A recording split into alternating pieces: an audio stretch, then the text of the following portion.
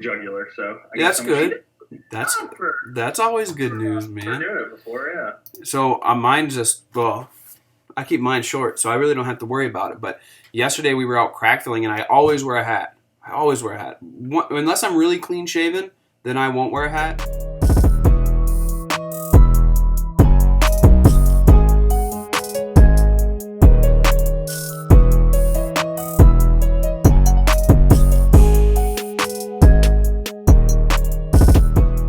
Hey everybody, welcome back to Blacktop Banter.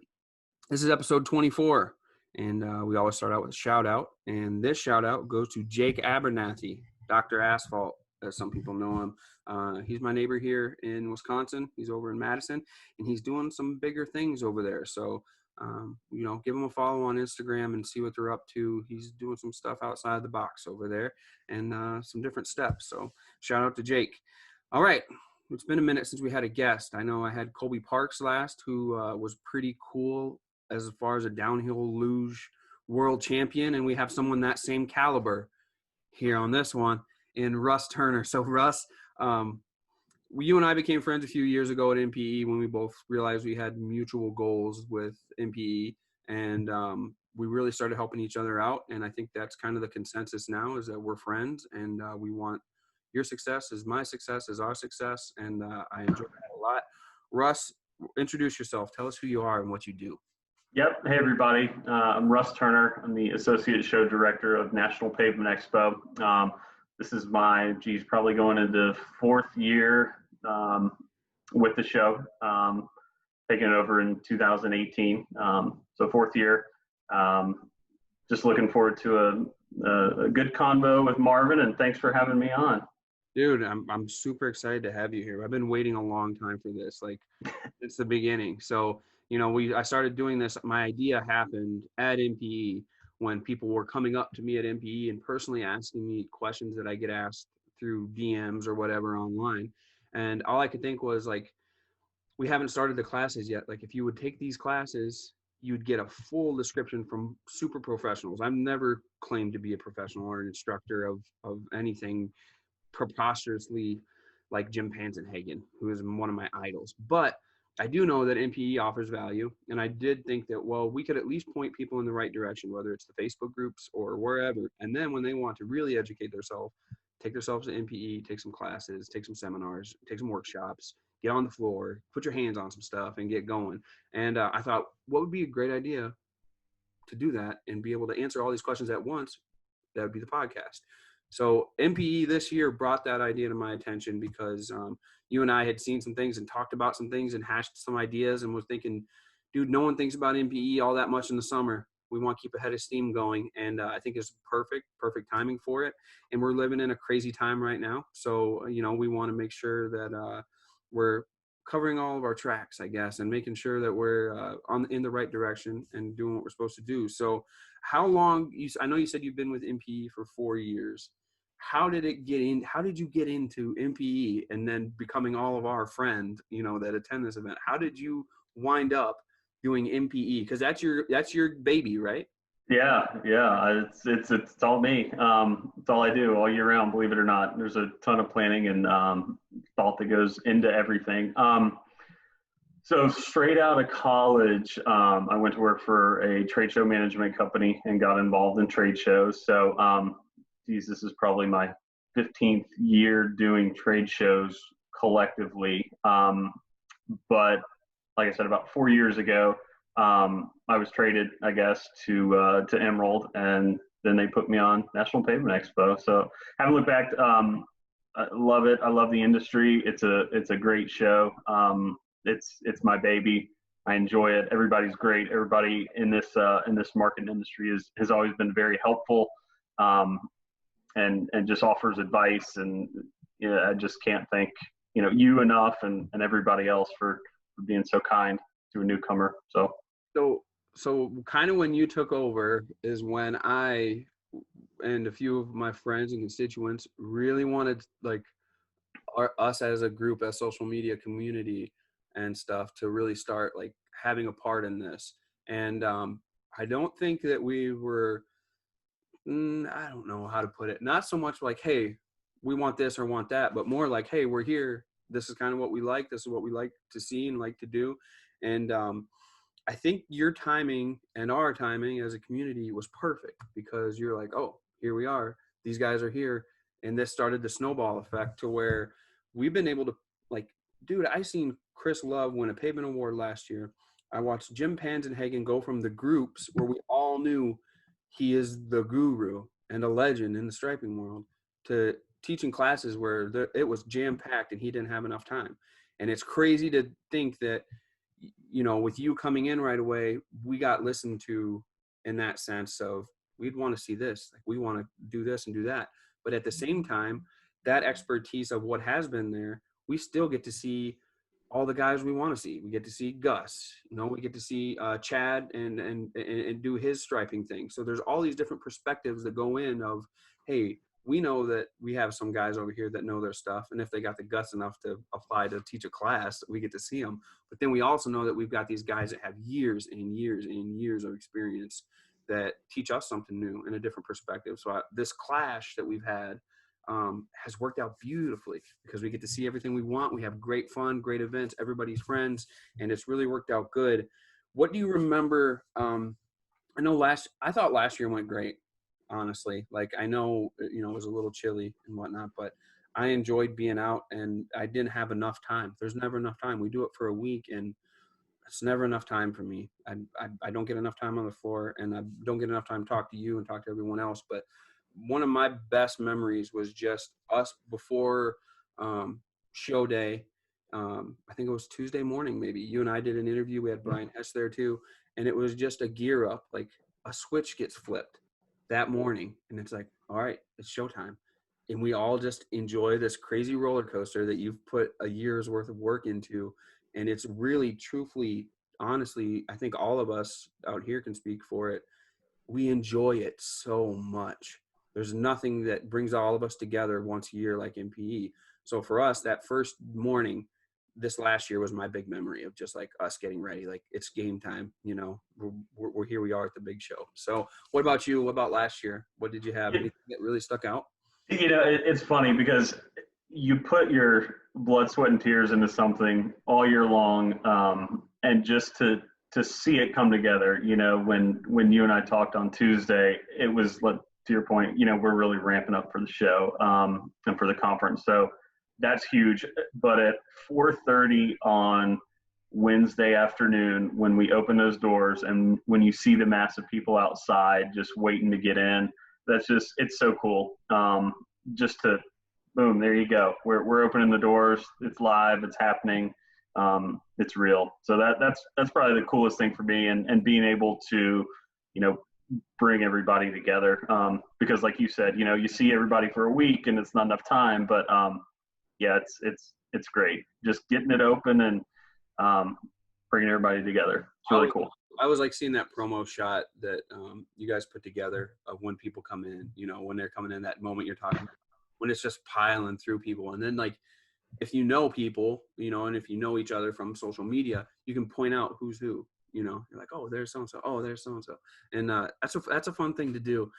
That night, Wednesday night, is just like, it's almost like a class reunion or family reunion, because you just see everybody. I was at the Titan booth that night, of course, and people were coming by, and that was probably the best thing for me to do, because people just came by and I could see everybody that wanted to come by. They knew I was there, and then I was freed up to be able to go see the pavement awards and see some of that stuff, and then you get to enjoy the floor, you know, at your leisure the rest of the time while we're there.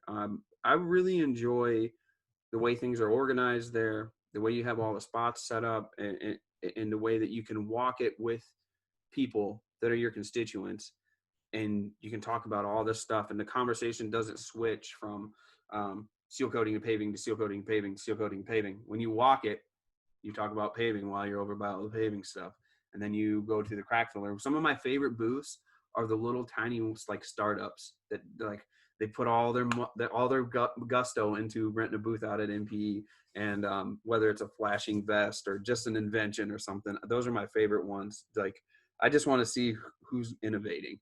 That's my favorite thing. And it's cool. And in that regard, you know, it's real cool to see, you know, new companies that have a product or an idea bring that to life and get feedback, you know, from the marketplace and share in their success, you know, them having a good show. I mean, there's no better feeling than that. So I love it. You get a feel for some of them. You know, they change their booths up a little bit each year, and then sometimes they'll buy more booth space, and you're like, oh, they must be doing good. Oh, and then pretty soon they got something real flashy inside that booth next time. You get a feel for the way that some companies' culture is at MPE, and sometimes, for me, anyways, that's a big deal. If I call one of these companies, I wouldn't get a feel for that culture if I didn't get to be there and feel that sometimes. And sometimes I choose who to go through for supplies for Wiscoach strictly off of their culture, what kind of people they are, how they treat us, how they treat customers, what's important to them, all those things. And it's a feel at MPE that you don't get over the phone, and you don't get through ads, and you don't get through videos or YouTube or whatever. You have to be there. And that same feel for those companies is the same feel that you get when you're kind of in social media groups talking to each other. And then when you get to MPE, like, you're not meeting strangers. That's the greatest part of MPE, is like, you talk to these people all the time. And I know some of these people, when they come up, even though I've never uttered a word to them, I'll ask them about their lives, their kids' Cub Scout trips, all these things. And if it wasn't for you guys embracing our community at Emerald and at MPE, I don't think that would hit the ground and go so well. But everything seemed to run smooth. I know you got hiccups, because I'll see you sometimes and you're like, oh gosh, this happened or that happened. What? No, never. But yeah, all the time. How do you handle, do you have a fight or flight response? Because you walk that floor, like I walk it a lot, but you're going from one end to the other the whole time. How do you handle any kind of just spontaneous stuff, just the best of your ability? Do you have a go-to? Is there a number two at the thing where you're like, all right, we need this. We got security, come in, security. No, you know, I'm real lucky, and it's not just me. I mean, there's a full staff of people that, you know, are working on the show too. There's a conference manager, conference coordinator, a couple folks in marketing manager, marketing director, operations manager, operations coordinator. So there's a lot of people that bring everything together. I mean, if there are any issues, which hopefully they're not ever, you know, I pull with my team, and, you know, we figure out how to solve it. You want to know one thing that I always think about? Now, you and I made it to last year's show, and not the year before. We had a family issue. But I always wonder what you do at night when the doors close. Like, do you just like, I always wonder, where is Russ? Sometimes, once in a blue moon, I will see you out sometimes. But I always wonder if you're just like chill. If you're just like, oh God, you just go back to the hotel and you're like, all right, just 2 more days, 3 more days. You know what I mean? 3 more. I go to bed, Marvin. I go to bed. No. Yeah, I'll go back and answer emails and just kind of reflect on the day, and, you know, think about how things went, and then get room service, or, you know, get something to eat and get a couple drinks, and then just pass out. It never. No, I'm exhausted. It's a labor of love, though. I think, you know, I have my pedometer on my phone, and just logging the mileage is great. I love walking fast around if I need to, you know. But no, I just crash, man. I know I would get up, like this last year. I wanted to get some footage early and get into some of the stuff, and I would message you at like 5 a.m. or 6 a.m. and I was like, dude, he's gonna kill me. And you're like, no, I'm already up. Like, I'm already ready to go. I'm like, oh, you must have went to bed at 7:30 last night.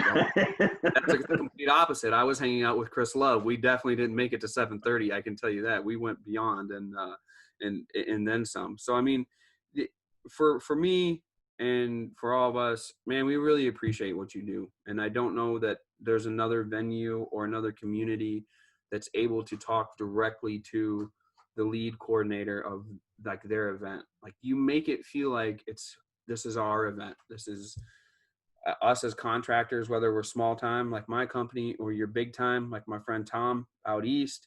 You know, that dude's a stud, and we both enjoy the expo equally. And I think that that's something that you don't always get to capture. So from us, we really appreciate everything you do. We appreciate your team, what they do. If we didn't have MPE, man, I don't know what we would do. We'd be a group of degenerates that would meet somewhere, and it'd probably be the National Guard would be there because of we wouldn't have any kind of organization. So it's crazy to think that we all wait a year to get the MPE. We talk about it, we get hype about it, and I've seen guys that go there strictly to look at one piece of equipment and pull the trigger on it right then and there, and they've made the trip out there. So I mean, there's all different reasons for everyone going. My biggest one is that I get to see my friends, and we get to have a good time and create some memories that are really fun, and some fun stuff happens. And that brings me to wondering, what can we expect this year as far as MPE? Like I said before, I know we got crazy times, but what can we expect? Yeah, I mean, this is unheard of, right? With everything that's going on, it's just it's wild across the board. But we really feel like things are starting to improve, overall. So we hope that trend keeps up. But as it stands, we see no reason that we're not going to have the show next year. I mean, things change on a day-to-day basis through all this, but at this point, we're having the show. I mean, hands down. But the most important thing, and I stress this to everybody, is the safety and security of everybody, of attendees, exhibitors, staff, is our main priority, 100%. So that's just one thing we're really focused on right now. We're working with the Music City Center in Nashville, and then our outside partners. There's a couple trade show associations we're members of, just getting guidelines in place for how things need to go with the show. And basically we're taking a common sense approach to this and to the show next year. And you kind of have to do that when things are so uncertain. But I will be 100% transparent to everybody as to what's going on. But right now it's things change daily, but we're looking forward to it for next year. I'm excited. Everyone's excited to hear that news. So we're optimistic. That's for damn sure. Because I don't know. I missed 1 year, dude, and I don't think I will ever miss ever again if I can help it. So we're very excited. I want to ask you, like, as far as the future for MPE, now I'm not talking like this year, but I'm talking 5 years, 10 years. Hopefully you don't get traded. Like I said, you're hot commodity world championship here we're going for, we want you to stay because it's. Thank you. I don't want to go anywhere, but good. So what can we think about? Let's say Russ sticks through MPE for 10 years, what can we expect for 10 years? Is there a long-term kind of thing? I know from what I've seen from the last 4 years, things change a little bit. We adjust with the times. You guys adjust very well with the times and what we can expect. And part of that may be the exhibitors themselves making improvements and doing things along the way, but it seems like you adjust very well. But there's always seems to be an interaction. Like social media is a big deal now. We all follow along. It gives us a little taste of MPE without having to read it in the magazines or do whatever. What do you see, Russ? 10 years, 5 years? I know Nashville's one of the top venues for MPE. You can walk down the street and you're into some fun. So, I mean, it's not too big of a deal. You can Uber everywhere. Is there talk about different venues and different things in the future? Is there different things that you guys would like to see in the future? Yeah, it's important for us to understand the industry and the marketplace. And one thing that you said, you can Uber everywhere, but the town or venue itself has to be a walking city, where things are close by. You don't have to drive 10 miles to go somewhere if you don't want to. Everything's right there. When you leave the convention center, you're just able to walk out and go to bars, restaurants, and essentially have a walking city. So I think that's number one. Whether no matter the state or city that it's in, that's really important. And so we just take feedback as to you know, as the times change and, you know, things evolve, where we want to go, you know, where people want to see, you know, the show, or, you know, if we want to try something new or keep it the same. So, I mean, we're open. I'm open to any suggestions at any time. Well, one thing about Nashville is you walk from Music City Center to Broadway or wherever off Broadway, maybe a little bit if that's where you want to end up. And then most of the time you can walk from there to your hotel, you know, Yeah. depending on where you're at. But even if you go from Broadway and Uber to wherever or whatever, it's not a big deal. The one thing that that everyone always talks about, okay, whenever this comes up, and I know you didn't want me to grill you too bad, but this always comes up in every conversation when we talk about where MPE is. I know we're locked into MPE in Nashville for a little bit longer. One thing everyone wants is to be able to demo equipment. Like, we want to demo equipment. I've never been to a venue or a place. Like, I missed the Carolinas when that happened. So I came on the scene a little too late. Some stuff we can demo a little bit. Is there anything in the future? Has anyone talked about going to some place where we can demo, whether it's seal rigs with water or paving machines with millings or whatever it could be? Is that in the works at all?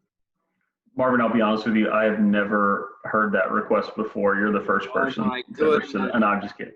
No, I hear it all the time. Yes, that is a huge component that I would love to incorporate in the future. You know, it's just hard when you're limited by space at certain venues, but definitely we're really taking that into consideration because it's huge. You know, you want to see, touch, and feel. And you want to see someone operating it, you know, how cool is that? It's great. Yeah. I did see somebody demo the electric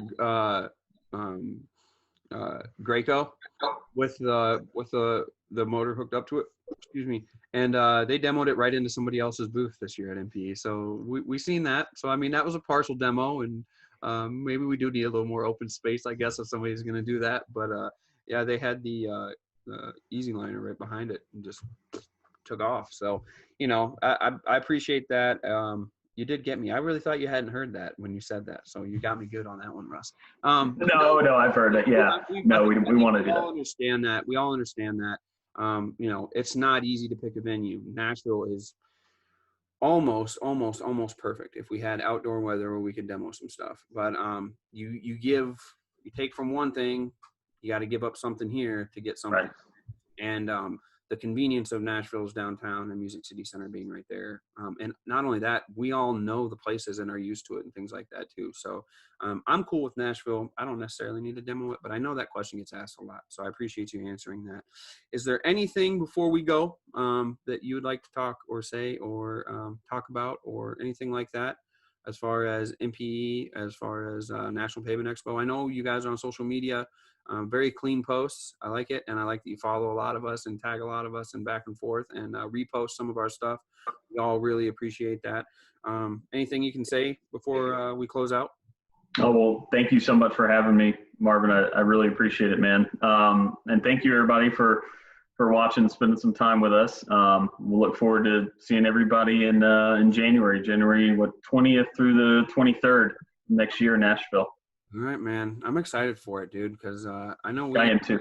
We got some things planned, and however we can help, if you need opinions, let us know, and I'll be able to do some kind of poll and get a good chunk of numbers anyways. But you know, we're excited for it, man. I'm very excited for it now, especially as it's summer. I can see the finish line for all of us contractors. And I know we all take a breath around November, December, and then we want to relax with our friends and talk about everything that happened this year. And we want to do that at MPE every darn year. So we're very excited for it. Russ, thank you very much. Really appreciate it. Guys, you got to follow National Pavement Expo on social media. I believe that's probably where you're going to find most of the info, because I might have Russ on one more time here before we hit MPE to kind of let us see what's going on and give us one more update. As always, we want you to seal it, pave it, stripe it, and kill it. Peace.